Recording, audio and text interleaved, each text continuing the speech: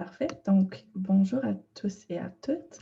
Je me présente, mon nom c'est Catherine Baillargeon et je vais vous présenter ma vignette clinique. J'ai choisi l'approche de la thérapie narrative par exposition et ma vignette clinique va porter sur une patiente fictive qui est kenyane et réfugiée. Donc, un petit avant-propos, je voulais faire un avertissement qu'il y aura des mentions d'agression sexuelle dans ma présentation. Aussi, mon cas fictif est un peu basé sur le film qui s'appelle Rafiki, qui est un film kenyan et qui suit l'histoire de deux femmes lesbiennes, mais aussi de mes expériences personnelles d'avoir travaillé auprès des personnes LGBTQ migrantes et réfugiées. Donc, pour la première partie, je vais faire la description de mon cas clinique fictif. Donc, le nom de ma patiente, c'est Dia. C'est une femme de 24 ans qui habite à Montréal et elle est réfugiée. Donc, elle est née originalement à Nairobi, au Kenya, et elle a quitté son pays il y a 2 ans pour fuir les violences qu'elle a subies basées sur son orientation sexuelle, puisqu'elle est une femme lesbienne. En ce moment, elle habite dans un petit appartement à Montréal, seule parce qu'elle est célibataire, et elle travaille dans une librairie. Donc, un peu de background sur son histoire familiale. Dia est issue d'un statut socio-économique moyen, donc elle se souvient d'avoir manqué de rien, mais ne pas avoir vécu dans le luxe non plus. Ses parents étaient aimants et présents, mais quand même assez stricts. Elle a deux plus jeunes frères qui ont en ce moment 22 ans et 20 ans. Et en ce moment, Dia ne parle plus vraiment à sa famille, sauf à son plus jeune frère qui s'appelle Tommy. Son père, lui, c'était un homme d'affaires qui était souvent absent puisqu'il avait une compagnie d'automobile et qu'il voyageait un peu partout. Euh, il est décrit par Dia comme étant un homme sérieux, un homme fier et quelqu'un qui valorisait beaucoup le travail. Il était aussi passionné de soccer et il a transmis sa passion à Dia et aussi à son plus jeune frère, Tommy. Donc, les trois allaient souvent jouer au parc ensemble et ils regardaient beaucoup des matchs de soccer. La mère de Dia est un peu plus jeune et elle était sage-femme dans un hôpital de la région. Elle aimait beaucoup les enfants et elle aurait même voulu en avoir plus. Ses valeurs sont vraiment la famille, sa foi chrétienne et les traditions. Donc, la foi chrétienne était vraiment centrale dans sa vie. Et d'ailleurs, Dia a beaucoup aimé grandir dans un environnement religieux parce que ça lui donnait un sens de communauté.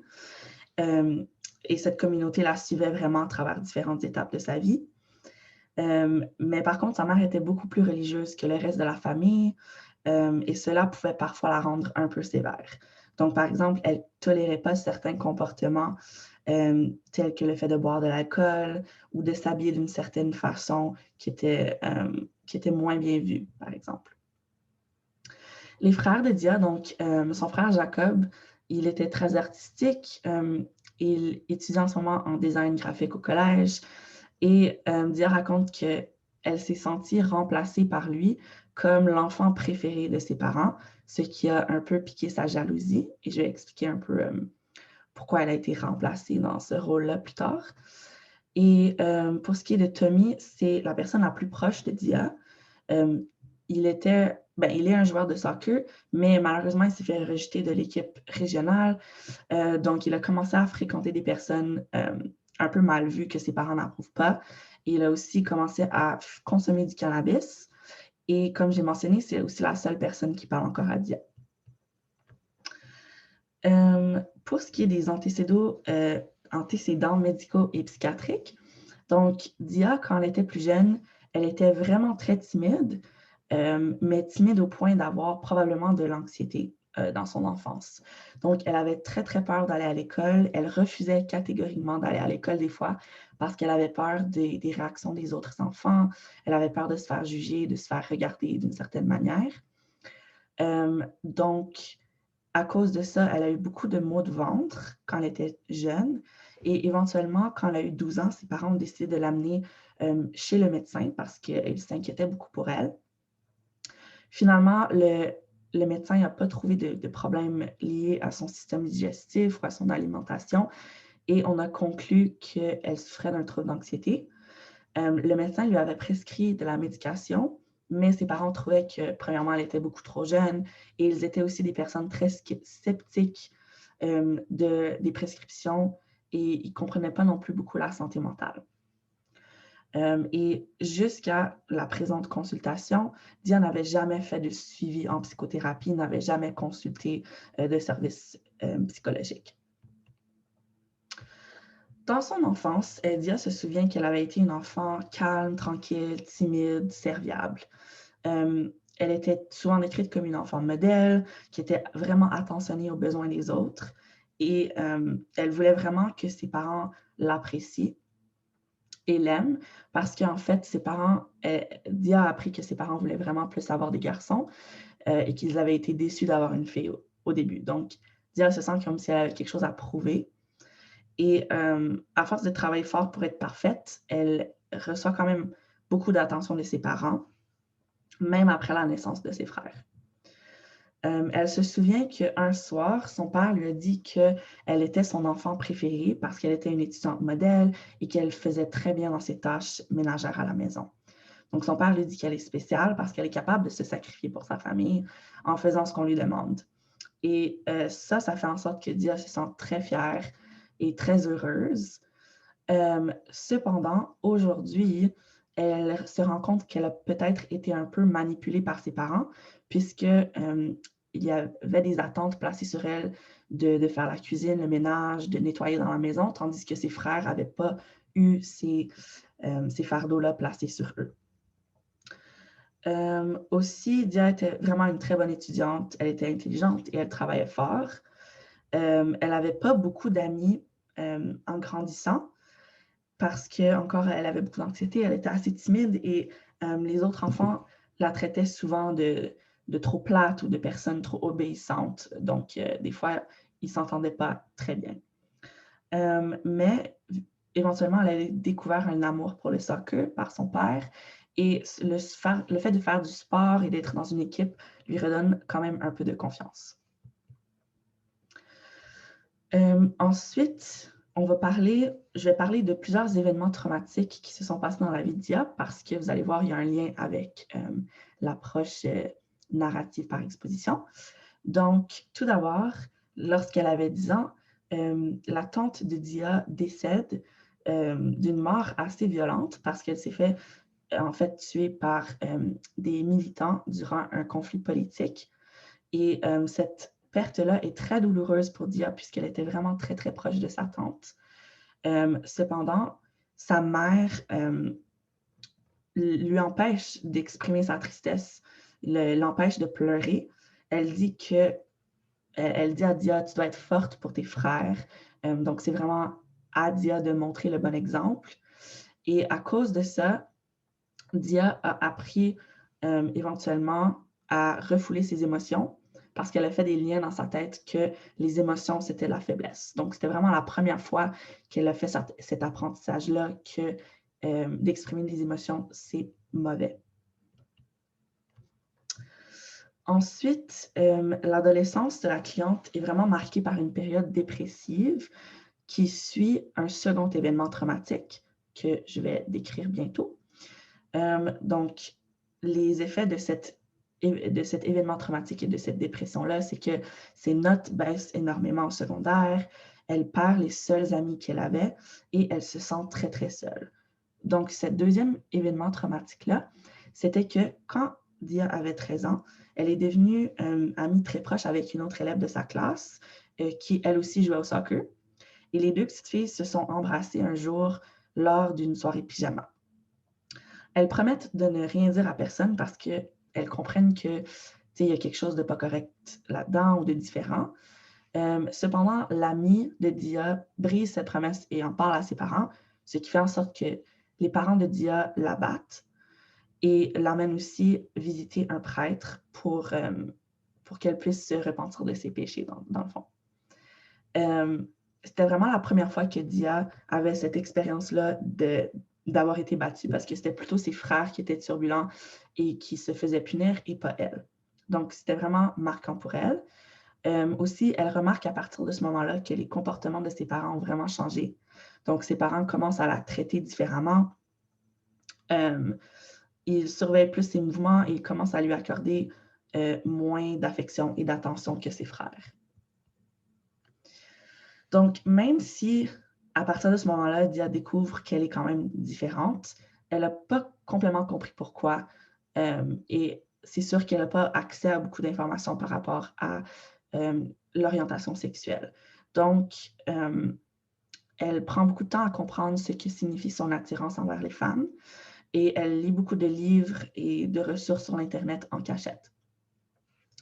Elle a aussi énormément de difficultés à accepter cette partie d'elle-même et d'ailleurs en thérapie, elle avoue qu'elle n'a pas encore complètement accepté cette partie d'elle-même. Elle se déteste souvent puis elle admet qu'elle a eu des pensées suicidaires durant son adolescence. Donc, elle pense qu'il aurait probablement été plus facile pour elle de ne pas exister parce qu'elle se blâme d'avoir fait souffrir ses parents. Et c'est ça, ça a été vraiment difficile pour elle de passer de l'enfant modèle à un enfant qui est comme un peu méprisé. Et c'est ça qui cause sa jalousie quand c'est plutôt son frère Jacob qui devient l'enfant préféré. Au début de l'âge adulte, elle entre à l'université en littérature et elle se fait des nouveaux amis qui font partie de la communauté LGBTQ. C'est dans ce groupe d'amis-là qu'elle commence à fréquenter une autre jeune femme, mais évidemment, leur relation demeure très cachée et elles ont très peur d'être découvertes, surtout parce que Dia habite toujours à la maison avec ses parents, donc elles doivent garder leur relation un grand secret. Et on sait qu'au Kenya, justement, les personnes LGBTQ n'ont pas de droits, elles sont même criminalisées, discriminées et vivent beaucoup de violence. Donc, cela nous mène au troisième événement traumatique de la vie de Dia.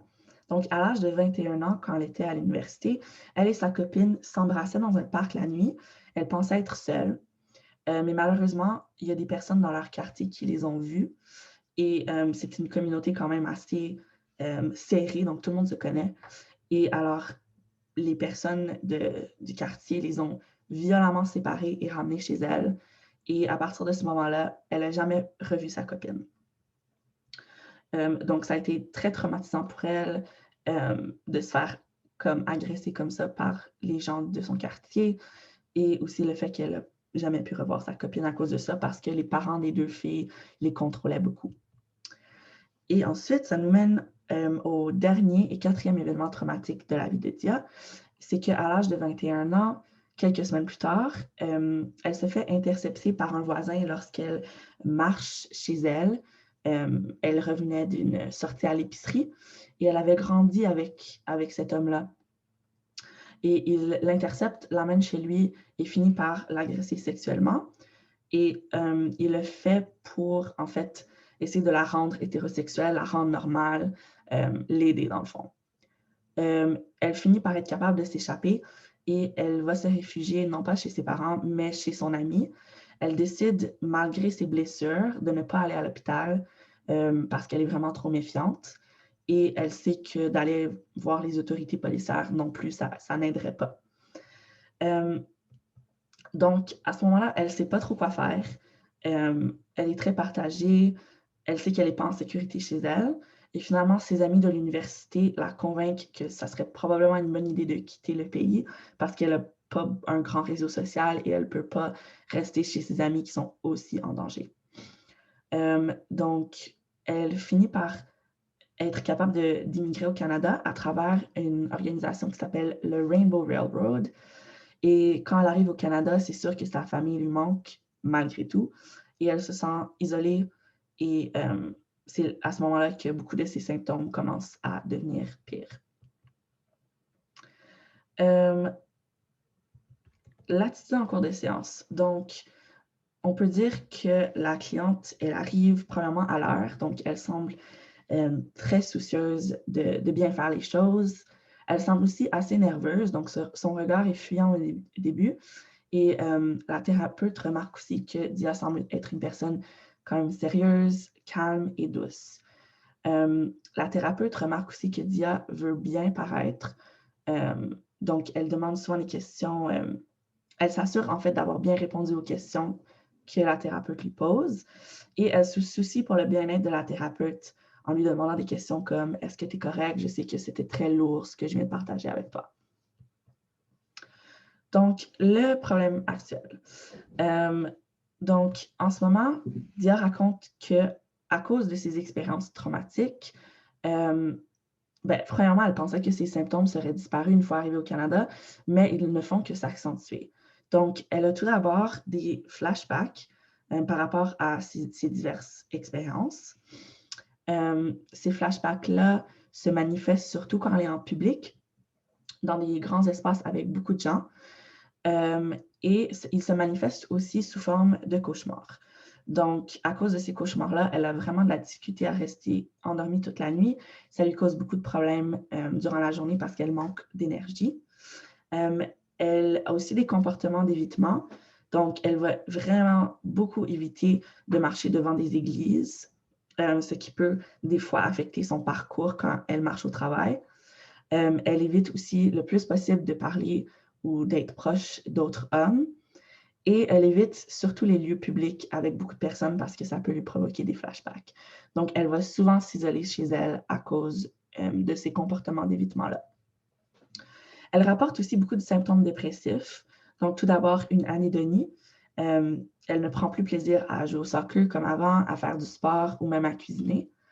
Elle vit aussi un grand sentiment d'impuissance. Donc, elle a l'impression que le futur ne va jamais s'améliorer et elle se sent vraiment seule dans son problème.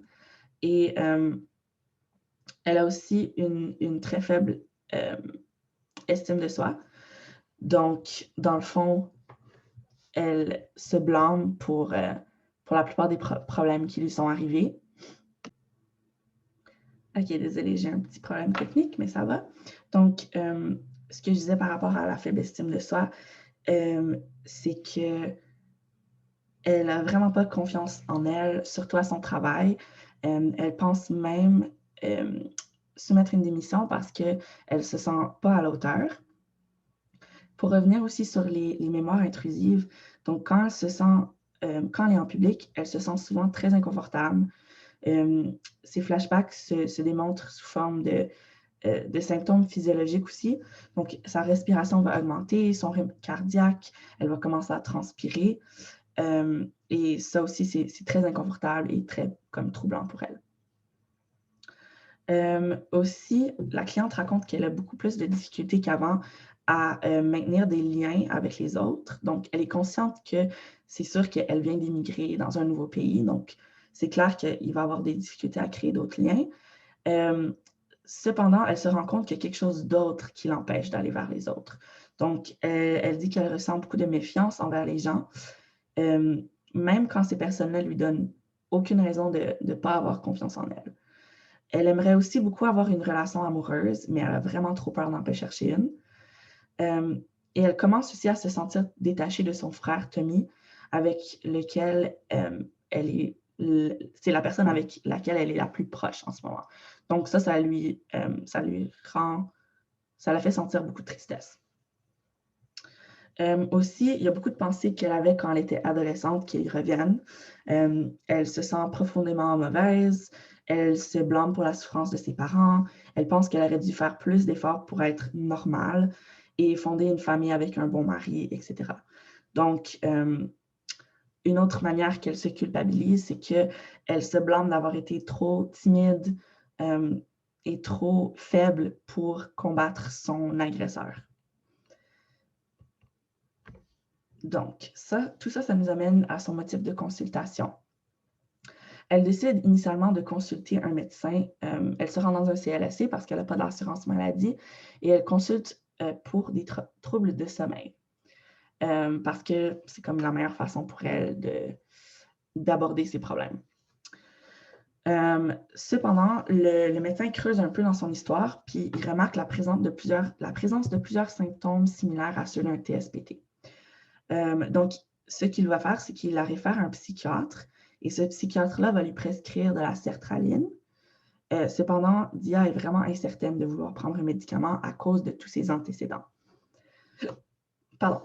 Elle Elle reçoit aussi une référence de son médecin à entreprendre une psychothérapie brève.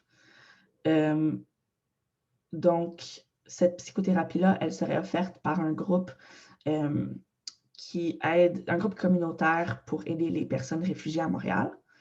Et Dia accepte de faire partie de cette psychothérapie-là parce que ça fait le plus de sens pour elle en ce moment. Elle n'a pas les moyens pour se payer une thérapie à long terme, ni pour se payer vraiment des médicaments dans le fond. Donc, ça semble être la meilleure option pour elle. Par rapport à ses attentes, elle souhaite vraiment retrouver un fonctionnement qui est normal et sain. Elle aimerait être tout simplement heureuse et laisser son passé derrière elle. Elle aimerait aussi arriver à garder son emploi et peut-être même travailler plus d'heures parce qu'elle a un grand besoin financier en ce moment. Elle voudrait aussi arriver à créer et développer des nouvelles relations interpersonnelles et peut-être même amoureuses. Description physique de la cliente.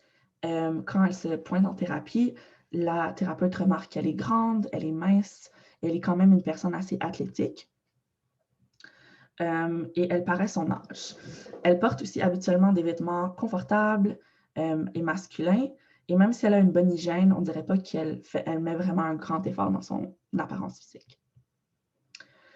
La cliente, depuis qu'elle a appris que son frère consommait du cannabis, elle a décidé d'expérimenter aussi pour s'automédicamenter parce qu'elle trouve qu'elle n'a pas d'autre option, elle ne sait pas trop quoi faire. Et elle trouve que le cannabis lui permet de relaxer. Un effet secondaire négatif, ça serait qu'il accentue son manque de motivation et elle se retrouve encore plus à rester chez elle, isolée. Cependant, elle trouve que les bénéfices du cannabis sont supérieurs aux désavantages. Donc, pour le diagnostic, son psychiatre et son médecin de famille se sont entendus pour dire que selon le DSM-5, elle souffrait d'un trouble de stress post-traumatique et aussi d'une dépression. Quant au trouble d'anxiété généralisée, on se rappelle que dans son enfance, elle avait des troubles anxieux, mais puisque ce n'est pas vraiment le problème en ce moment, on va mettre de côté ce diagnostic-là. Pour faire un petit résumé général de la cliente, avant de passer à autre chose, la cliente, c'est une personne calme, tranquille, obéissante, timide, anxieuse. Elle a de la difficulté à exprimer ses émotions, donc elle les refoule beaucoup. Elle a de la difficulté à s'affirmer, elle a une faible estime de soi, elle ressent beaucoup de culpabilité et de honte. Elle veut vraiment être aimée et appréciée des autres, par exemple de sa thérapeute et de ses parents en enfance. Et elle a vécu beaucoup, beaucoup de traumatismes. Donc, tout cela nous mène à la partie 2, qui est l'intervention. Donc, je vais commencer par présenter les principes théoriques qui sont liés à la NET. Donc, c'est Narrative Exposure Therapy. Je vais juste dire NET pour être plus rapide. Donc, tout d'abord, la NET prend racine dans l'approche cognitivo-comportementale, mais une différence marquée, c'est qu'elle est beaucoup plus courte. Cette thérapie peut donc mener à des changements dans les cognitions des individus et aussi dans les manières que ces personnes-là peuvent donner un sens à leurs événements traumatiques.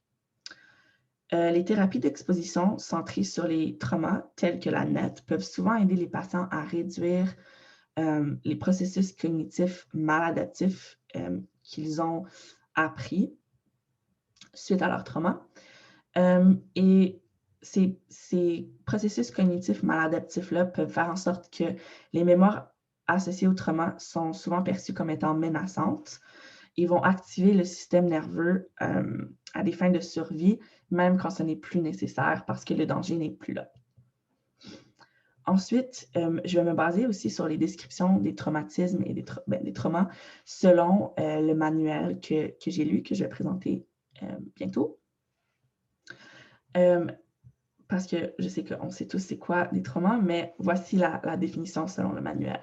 Donc, les traumatismes, ça serait des événements à caractéristiques extraordinaires qui sortent de la norme et qui ont certaines caractéristiques spécifiques comme le fait de causer une alarme physiologique chez la personne, mais aussi des réponses défensives. Les traumas vont souvent présenter un danger de mort ou de blessure tellement sévère que la personne est vraiment horrifiée, se sent impuissante et ça marque vraiment sa vie. Et une façon que les auteurs caractérisent ou métaphorisent les traumatismes, c'est en les comparant à une blessure de l'âme au lieu d'une blessure physique. Donc, on sait que si on a une blessure physique, on va vraiment tout faire notre possible pour ne pas accentuer la blessure. Donc, si on se fait mal au bras, on va essayer de ne pas bouger notre bras, par exemple. C'est la même chose avec les traumatismes. Donc, si on a une blessure de l'âme, on va essayer tout notre possible pour ne pas nous remettre dans des situations qui pourraient nous retraumatiser. Et c'est de là que vient la majorité des symptômes du TSPT. Ensuite, les auteurs vont aussi parler des souvenirs chauds et des souvenirs froids, donc des hot and cold memories. Donc, un souvenir froid, c'est vraiment une mémoire qui est déclarative. Donc, elle contient de l'information contextuelle au sujet de la vie de la personne. Donc, on peut séparer les mémoires, les souvenirs froids en 3 catégories. Donc, il y a les grandes périodes de la vie, par exemple l'enfance, l'adolescence, l'âge adulte. Il y a les événements généraux, par exemple la période dans sa vie où on a fait partie d'un certain club sportif ou la période dans sa vie où on a vécu à un certain endroit. Et on va avoir les événements spécifiques, par exemple les mariages ou des gros événements traumatiques. Je sais que ce n'est pas très comparable, mais c'est des événements vraiment comme marqués dans le temps. Ensuite, les souvenirs chauds, eux, ils vont vraiment accompagner les souvenirs froids. Ils vont être très liés aux souvenirs froids, mais c'est comme une différente composante du souvenir froid. Donc, le souvenir chaud, c'est vraiment la mémoire affective et non la mémoire déclarative. Donc, le souvenir chaud va contenir toute l'information sensorielle. Il va contenir les perceptions cognitives et affectives et va aussi déclencher des réponses physiologiques et motrices. Donc, la thérapie NET vise à améliorer l'encodage des souvenirs froids et déclaratifs lorsque les souvenirs chauds qui sont traumatiques sont déclenchés. Donc, on veut incorporer les souvenirs froids aux souvenirs chauds dans le but d'ancrer l'événement traumatique dans le temps de manière à réduire le sentiment de menace dans le moment présent. Un autre concept important pour cette thérapie, c'est l'habituation. Donc, l'habituation va permettre à un souvenir chaud de se transformer en souvenir froid, ce qui, en théorie, devrait faire diminuer les symptômes du TSPT chez une personne traumatisée. Donc, cette habituation-là peut être mesurée par des indicateurs physiologiques et une étude conduite par les auteurs du manuel que je vais présenter bientôt va démontrer que le processus continu d'exposition à un traumatisme et par ce fait à un souvenir chaud, va faire en sorte qu'au fil du temps, l'activation du système nerveux va diminuer. Donc, on peut voir sur ce graphique ici que par la première exposition, qui est marquée par le 1, au souvenir chaud, la personne va vraiment avoir une activation de peur et une activation physiologique intense, mais que par la 4e exposition, cette activation de son système nerveux va avoir diminué. Donc, maintenant, je vais introduire le modèle en tant que tel. Donc, la Narrative Exposure Therapy a été élaborée par la docteure Maggie Schauer, qui est une psychologue clinicienne allemande, et elle a écrit le livre Narrative Exposure Therapy, A Short-Term Intervention for Traumatic Stress Disorders After War, Terror or Torture. Et ça a été écrit en 2005, mais elle a sorti une 2e édition en 2011, et c'est sur cette 2e édition-là que j'ai basé ma présentation. Et la thérapie a été adaptée à beaucoup de différents contextes depuis ce temps-là, pas juste la guerre, la terreur et la torture. Quelques informations générales. Donc, la NET a vraiment été élaborée dans le but d'aider les personnes qui ont un TSPT, qui ont été victimes de guerre, de conflits armés, de violences politiques, de torture, etc. Donc, en général, ce groupe est assez difficile à traiter dû à la sévérité des traumatismes. Et ça fait que le TSPT est vraiment, c'est une forme unique de TSPT. Et cette forme unique de TSPT-là est non seulement due à la sévérité des traumatismes, mais aussi au fait que les traumatismes sont souvent répétés. Donc, au lieu d'avoir un seul traumatisme, les personnes qui pourraient bénéficier de cette thérapie-là vont avoir vécu de nombreux traumas tout au long de leur vie. On s'est d'abord servi de la NET dans des pays à niveau socio-économique bas où il manquait de ressources et de professionnels formés.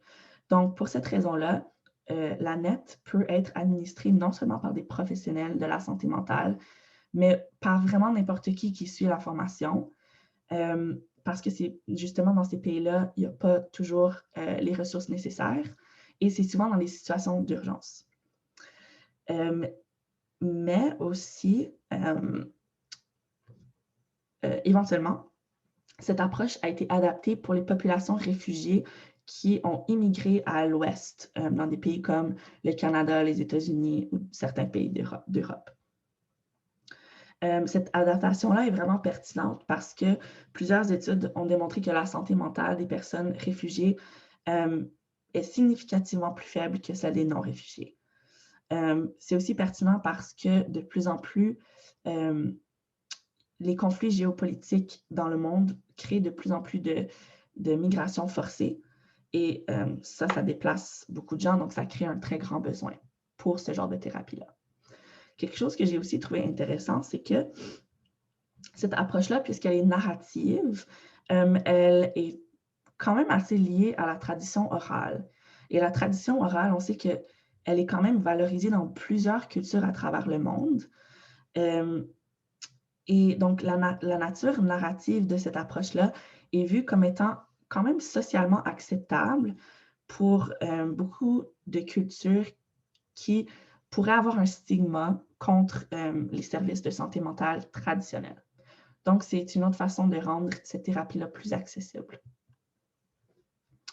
Il y a deux éléments importants de la thérapie NET. Premièrement, elle consiste en une exposition prolongée aux souvenirs liés aux événements traumatiques.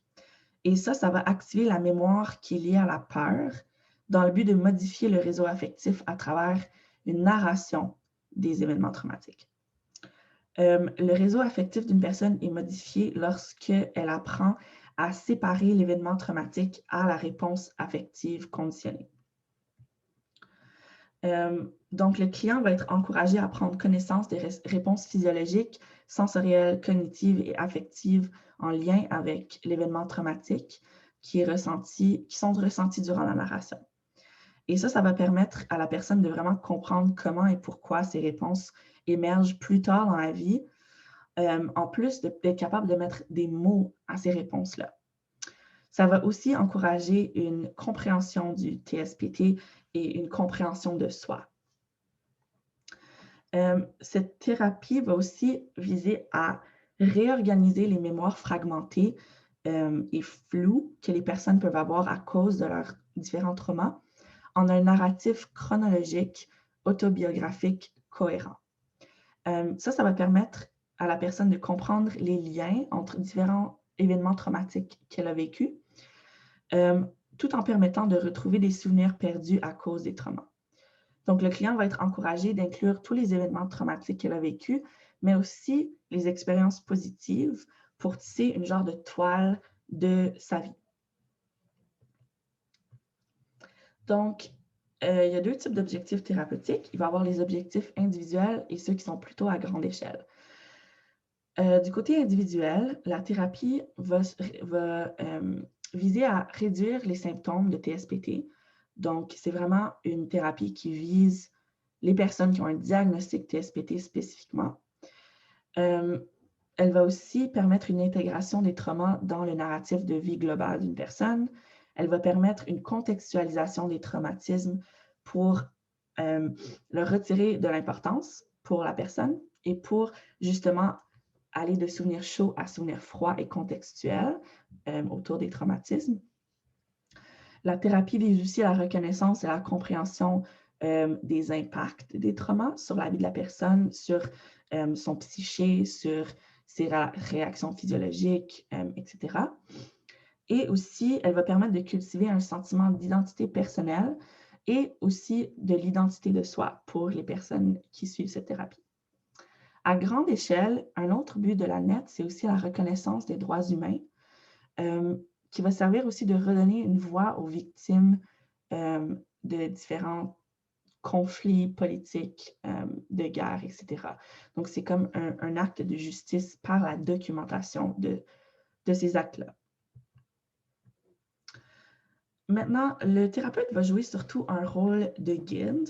Donc, le thérapeute va guider le patient entre ce qui se passe dans le présent durant la narration et ce qui s'est passé durant les événements traumatiques et va faire une distinction entre les deux. Le thérapeute va encourager le client à raconter son histoire en posant des questions parce qu'on sait que ça peut être difficile de parler de trauma de façon spontanée. Et un autre rôle important du thérapeute, c'est que c'est lui qui va prendre des notes et qui va aussi retranscrire les verbatims de l'histoire de la personne une fois la session terminée. Donc, finalement, à la fin de toutes les sessions, le thérapeute va pouvoir remettre un manuscrit des verbatims de l'histoire de la personne. Les thérapeutes devraient aussi être formés, avoir une formation spécialisée pour lui permettre de comprendre les effets des traumatismes qui sont liés à la guerre, la violence, des traumatismes plus sévères, comme on en parle. Et idéalement, le thérapeute aurait aussi une certaine compréhension du milieu culturel de la personne le plus possible. Des caractéristiques comportementales importantes pour les thérapeutes pour la NET, ça serait l'empathie, l'écoute active et le regard positif inconditionnel. Donc, un peu des concepts humanistes ici. J'ai aussi trouvé cette image-là qui nous permet de représenter un peu les principes de la NET. Donc, la personne va vraiment raconter son histoire, va narrer son histoire de sa naissance jusqu'au moment présent. Elle va inclure des événements positifs, mais aussi des traumatismes. Ça va lui permettre de faire des réflexions, d'activer des mémoires chaudes, de vivre plusieurs émotions et aussi de se questionner et d'essayer de comprendre son identité. Ensuite, on peut appliquer la méthode NET au cas clinique de DIA. Donc, pourquoi choisir la NET pour DIA? Dans le fond, c'est principalement à cause qu'elle a un faible budget, qu'elle n'a pas de RAMQ, elle n'a pas l'assurance maladie du Québec et elle a une réticence à prendre des médicaments. La NET, en théorie, devrait aider à réduire les symptômes de TSPT de DIA. C'est presque une intervention de crise pour l'aider à améliorer son fonctionnement en ce moment parce qu'elle est vraiment dans une situation où elle ne fonctionne pas bien. C'est ça. En ce moment, elle est vraiment dans un mode de survie où c'est vraiment important pour elle de s'occuper de ses besoins de base. Et en théorie, la NET devrait être capable de l'aider à améliorer son fonctionnement de cette manière-là pour qu'éventuellement, elle puisse penser à son futur parce que ses besoins de base auront été comblés.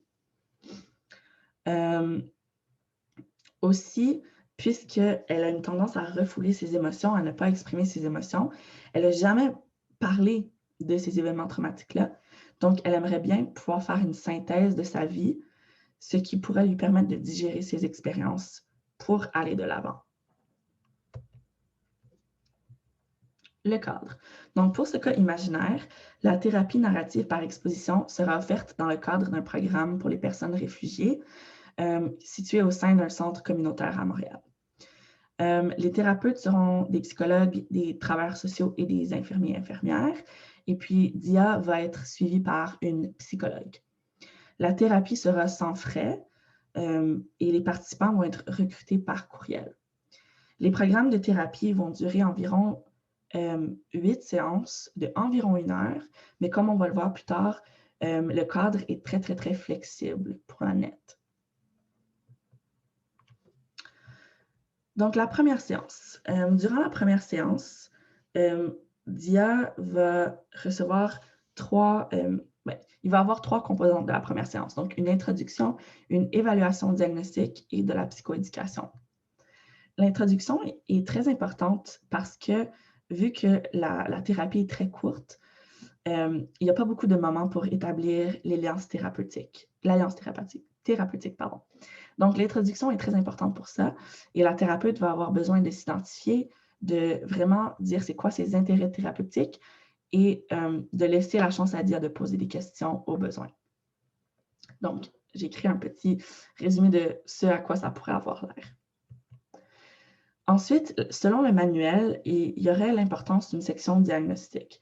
Donc, la thérapeute devrait faire passer un test et une petite entrevue clinique. Et si aucun TSPT est découvert, il y aurait une référence vers d'autres services. Cependant, dans ce cas-ci, Dia avait déjà un diagnostic provenant de son psychiatre et de son médecin. Donc, la psychologue décide de ne pas faire une évaluation diagnostique complète, mais elle va quand même faire un retour sur les problématiques de Dia. Ensuite, la section psychoéducation est super importante. Elle va permettre à la thérapeute de valider, dans le fond, les expériences de la personne, d'expliquer ça va être quoi la séance et d'éduquer la personne par rapport à c'est quoi un TSPT, c'est quoi des traumatismes, comment est-ce que ça peut affecter le corps et l'esprit. Donc, les buts spécifiques de cette étape-là,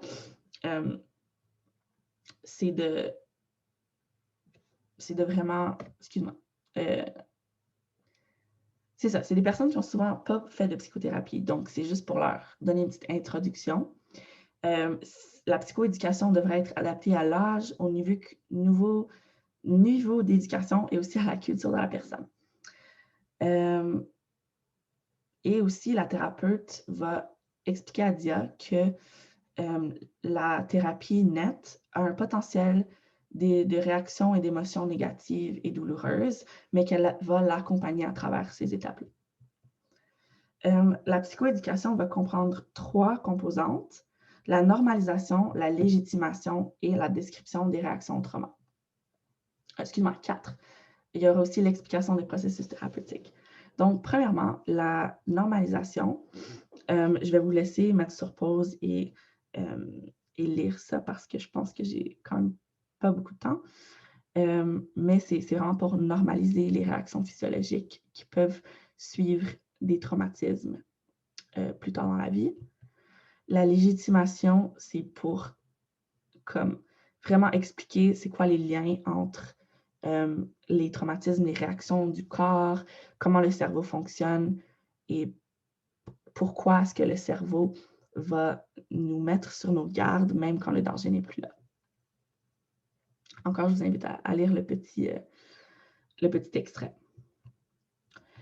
Et finalement, la psychologue va faire une description des réactions au trauma, vraiment détaillée. Donc, moi, j'ai fait un petit exemple ici par rapport au cauchemar, puisque Dia, un de ses symptômes du TSPT, c'est des cauchemars. Donc, la psychologue va expliquer pourquoi est-ce que les personnes qui auraient vécu des traumatismes vont avoir ces symptômes-là. La dernière étape de la psychoéducation, c'est que la psychologue va expliquer la procédure thérapeutique à venir. Ensuite, la deuxième séance va comporter de la création d'une ligne de temps ou d'une lifeline. Donc, dans le fond, cette ligne de temps-là va permettre à Dia de visualiser symboliquement sa vie avec des objets tangibles. Donc, la psychologue va lui donner une ficelle qui symbolise sa vie. Elle va aussi lui donner des fleurs et des pierres pour représenter les événements positifs et les événements traumatiques de sa vie. Donc, lors de la deuxième séance, on veut vraiment se concentrer sur les souvenirs froids. Donc, on va parler vraiment du contexte de la vie de la personne sans aller dans les détails, dans les émotions des événements traumatiques. À la fin de la construction de cette ligne de temps-là, le thérapeute va utiliser des principes de la Gestalt pour voir la vie de la personne dans son ensemble et pas seulement avoir un focus sur les traumas, mais vraiment sur tous les événements de la vie et aussi faire des liens entre les différents événements de la vie de la personne, que ce soit des traumas ou non, pour que la personne puisse comme, se comprendre d'une façon plus globale, au lieu d'avoir des petits fragments de souvenirs. Donc, voici un exemple d'une ligne de temps d'une femme qui est née au Soudan et que j'ai trouvé dans le manuel. Et ensuite, j'ai fait ma propre ligne de temps pour Dia, qui commence à sa naissance à Nairobi et qui finit par son déménagement au Canada. Et j'ai noté tous les événements traumatiques par des pierres et ensuite les événements plus positifs par des fleurs. Lors de la 3e séance, c'est là, à ce moment-là, que la narration va vraiment commencer. Donc, au début, Dia va commencer à poser beaucoup de questions. Et la psychologue remarque que ça pourrait être un comportement qui agit comme stratégie d'évitement parce qu'on sait que Dia est timide et a de la difficulté de parler de ses émotions. Donc, après cette reconnaissance-là, la psychologue explique à Dia qu'elle ne va pas être seule, elle la rassure et elle fait aussi un peu de psychoéducation pour lui expliquer davantage ce à quoi va servir la narration.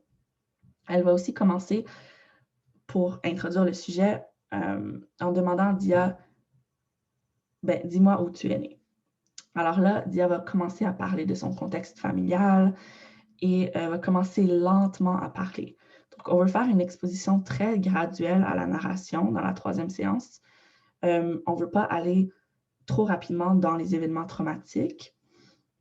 Et pour cette raison-là, la psychologue va permettre à Dia d'arrêter sa narration juste avant le premier événement traumatique qui était la mort de sa tante. Donc, à la 3e séance, on a vraiment plus la narration de son enfance et du début de sa vie et de son contexte familial. Donc, lors des 3 prochaines séances, la thérapeute va aider Dia à parler des autres événements de sa vie qui sont plus traumatiques en suivant les étapes de la NET que je vais présenter bientôt. Ça va prendre environ 40 minutes à Dia pour raconter un événement traumatique au complet et on va faire un retour sur les traumatismes discutés dans les séances précédentes à chaque nouvelle séance. Donc, disons qu'à la séance numéro 5, on commence à parler de l'agression sexuelle, par exemple. On va quand même faire un retour sur la mort de la tante et puis la séparation de sa copine, etc. Donc, c'est ça qui va permettre l'habituation parce qu'on a des expositions répétées au traumatisme. La psychologue a des indices d'habituation par les réponses physiologiques de Dia qui vont diminuer, le fait que Dia se retrouve plus dans le présent et qu'elle va présenter moins de réactivité émotionnelle quand elle commence à parler de ses traumatismes. Donc ça, c'est des indices que la thérapeute peut utiliser pour reconnaître des signes d'habituation. Donc, on peut entrer plus précisément dans les étapes de la NET quand la patiente va raconter un événement traumatique. Donc, premièrement, la thérapeute doit reconnaître le traumatisme. Donc, il va y avoir des indices comme le fait que l'histoire de la personne devient plus fragmentée, plus incohérente. Donc là, ça peut donner un indice à la thérapeute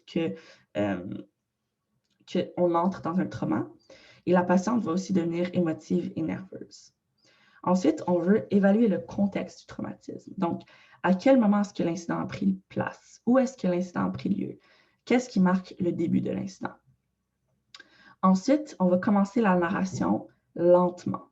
Donc, même si la cliente commence à parler rapidement, la thérapeute, c'est à elle de ralentir la cliente en posant des questions et en revenant vraiment sur le début. Ça va être important de commencer à imaginer les détails de l'incident. Par exemple, on va commencer à imaginer vraiment tous les détails de l'incident. Alors, on va commencer à entrer dans les souvenirs chauds tranquillement. La thérapeute va aussi ramener Dia au moment présent pour qu'elle ne soit pas complètement dans le passé et qu'il y ait un flashback qui soit déclenché. La thérapeute va aussi commencer à poser de plus en plus de questions. Ensuite, on plonge vraiment dans la narration du souvenir chaud. Et c'est à ce moment-là que le réseau de peur et le système nerveux, le système sympathique de Dia vont être les plus activés. Ce réseau-là va être activé au niveau sensoriel, donc au niveau des sensations gustatives, olfactrices, au niveau de l'ouïe, de la vue, du toucher, etc. Va aussi être activé au niveau cognitif, affectif et physiologique.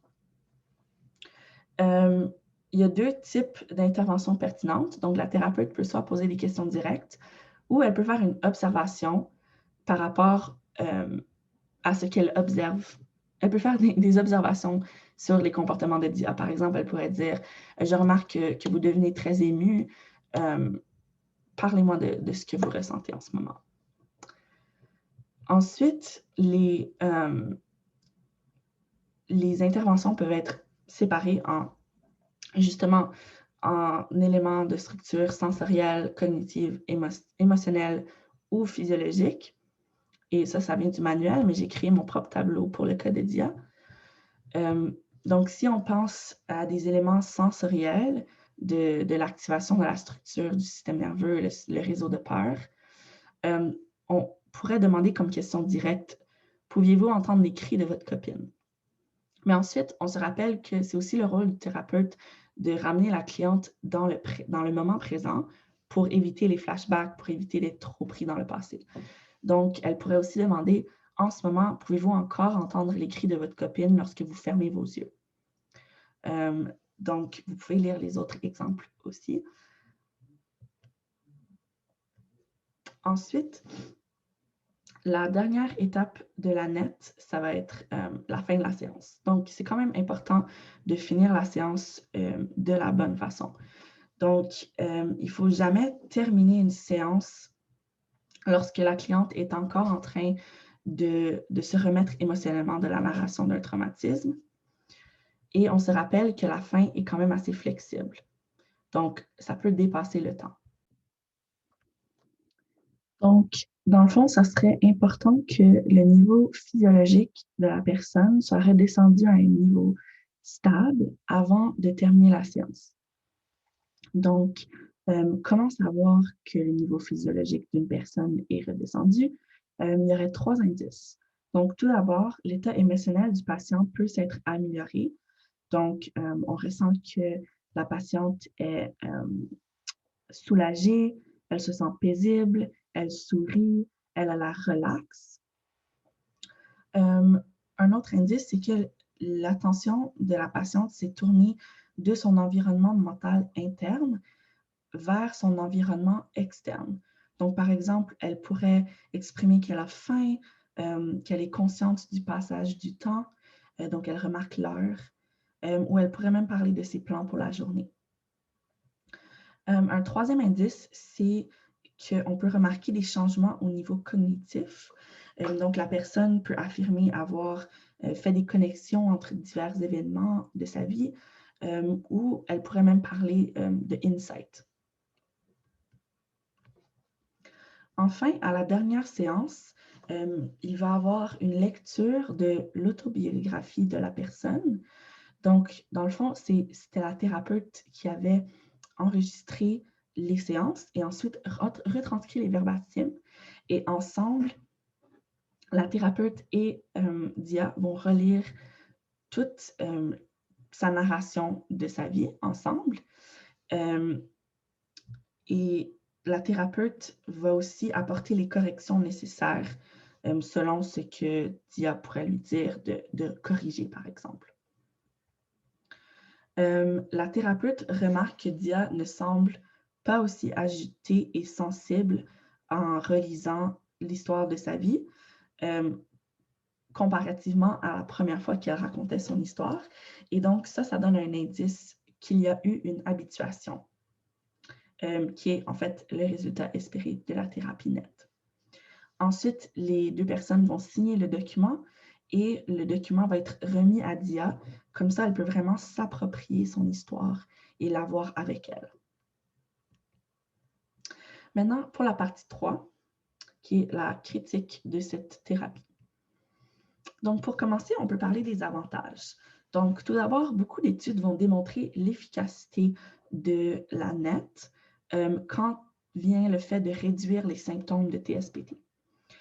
Aussi, cette thérapie semble très efficace spécifiquement pour le groupe visé, qui serait des personnes réfugiées ou bien des personnes qui ont vécu des traumatismes assez intenses et répétés. Il y a aussi une autre étude qui démontre que les résultats sont meilleurs si la thérapeute a eu les mêmes expériences que la personne, que la patiente. Donc, ça, c'est quand même une information assez intéressante. On a aussi remarqué des avantages thérapeutiques pour les adultes, tout comme les enfants, les réfugiés, les personnes qui vivent encore dans leur pays, et aussi des personnes de différents pays, différentes cultures et différents groupes ethniques. Donc, c'est des études qui ont été faites à la suite de différents événements de guerre, par exemple, ou avec différents groupes. Comme ça, on peut s'assurer que cette méthode-là est applicable pour différents contextes. Maintenant, certains désavantages. On remarque que les bienfaits, en fait, il y a une étude par Cooper et al. Qui a été faite en 2019, qui a fait une méta-analyse. Et les résultats de cette étude-là, c'est que les bienfaits de la NET sont plutôt à court terme et peut-être à moyen terme, mais pas toujours à long terme. Donc, ça serait dû au fait que les études utilisent souvent des petits échantillons qui sont hétérogènes. Ça cause des risques de biais et ça fait en sorte que la puissance des statistiques des études est quand même assez faible. Un autre inconvénient, ça serait que cette thérapie-là est quand même très difficile émotionnellement pour les thérapeutes, qui doivent vraiment prendre les récits très lourds de d'autres personnes sur leurs propres épaules. Et c'est toujours comme ça.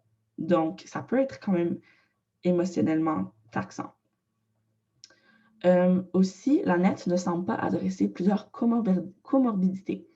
Donc, c'est vraiment spécifiquement conçu pour le traitement du TSPT, mais on sait que le TSPT, c'est quand même complexe, qu'il peut avoir des comorbidités avec d'autres troubles, comme la dépression et l'anxiété, par exemple, pour en nommer seulement quelques-uns. Donc, ça serait quand même un des plus grands inconvénients. Une critique selon le cas spécifiquement de Dia, c'est qu'elle avait reçu un diagnostic de dépression. Alors, c'est difficile de savoir si elle va pouvoir recevoir un traitement pour ce diagnostic-là. C'est sûr que peut-être que sa dépression découle de son TSPT. Donc, en faisant la thérapie NET, c'est possible que ces symptômes dépressifs disparaissent aussi. Par contre, c'est difficile de savoir s'il y a d'autres choses en elle qui font qu'elle est déprimée, qui ont plus en lien avec sa dynamique familiale, avec son enfance, avec des critères plus biologiques, etc. On sait aussi qu'il y avait beaucoup d'autres enjeux qu'elle aurait aimé travailler ou qui étaient présents chez elle, comme une grande timidité, une difficulté de s'accepter, des problèmes d'estime de soi, même d'accepter son orientation sexuelle. Il y a des traumas religieux quand même, et peut-être, la religion, c'était important pour elle, mais maintenant, elle évite complètement la religion. Elle a de la difficulté à exprimer ses émotions et elle aimerait se bâtir des meilleures relations interpersonnelles. Donc, ça se peut que ces choses-là soient liées à son TSPT et qu'il s'améliore après, mais c'est pas garanti. Donc, ça se peut qu'elle aura besoin d'une autre thérapie et dans ce cas-là, elle pourrait probablement pas se le payer en ce moment. Donc, c'est ça. Donc, c'est difficile de dire ce qui vient des traumatismes versus d'autres difficultés dans sa vie ou même sa personnalité. Aussi, dans son cas, elle, c'est une personne très timide. Donc, ça veut dire que la thérapie, vu qu'elle est très, très, très brève, il peut avoir des difficultés à bâtir une alliance thérapeutique assez forte pour que Dia se sente complètement confortable de partager ces choses comme vraiment lourdes et très difficiles à partager pour la plupart des gens. Donc, c'est pas clair si Dia s'est complètement ouverte et a été aussi vulnérable qu'elle aurait pu l'être avec si elle aurait eu plus de temps à construire une alliance thérapeutique un peu plus solide. Oups. Ensuite, j'aimerais aussi apporter certains questionnements que moi j'ai eus. Premièrement, j'ai trouvé ça quand même étrange que les thérapeutes doivent eux-mêmes émettre un diagnostic, alors qu'on sait que cette approche-là, elle a été conçue dans le but de... elle a été conçue pour être administrée par des gens qui ne sont pas nécessairement des professionnels de la santé mentale. Et je ne sais pas si ces personnes-là ont nécessairement les qualifications pour émettre un diagnostic officiel. Donc, j'ai des questionnements comme éthiques là-dessus. Peut-être que d'autres personnes pourraient approfondir ce questionnement-là. Je me suis aussi demandé s'il serait possible que le thérapeute induise accidentellement des faux souvenirs chez les participants en leur posant beaucoup de questions directes et beaucoup de questions directrices même. En même temps, je comprends que les questions ouvertes pourraient être quand même difficiles à répondre pour des personnes qui ont de la difficulté à parler spontanément de leur traumatisme, comme des fois, on a besoin de direction. Mais je me questionne quand même sur les faux souvenirs, surtout que c'est souvent des mémoires très fragmentées, des choses que notre cerveau, des traumatismes que le cerveau aurait effacés, qui sont devenus flous. Donc, je me demande si ça peut arriver que des faux souvenirs s'installent. Je me suis aussi demandé si c'était possible que certains patients se sentent retraumatisés plutôt que de se sentir comme soutenus. Et je suppose que ça peut dépendre du thérapeute et de comment le thérapeute en question accompagne la personne à travers ce processus-là. Mais j'ai trouvé ça quand même intéressant de penser au fait que certaines personnes, en parlant de leur histoire, ça peut peut-être leur causer plus de tort que de mal. Mais c'est juste un questionnement, dans le fond. Et c'est tout pour moi pour aujourd'hui. N'hésitez pas à me poser d'autres questions sur le forum et ça va me faire plaisir d'y répondre. Et aussi, voici ma bibliographie si vous êtes intéressé. Donc, merci beaucoup et bonne journée.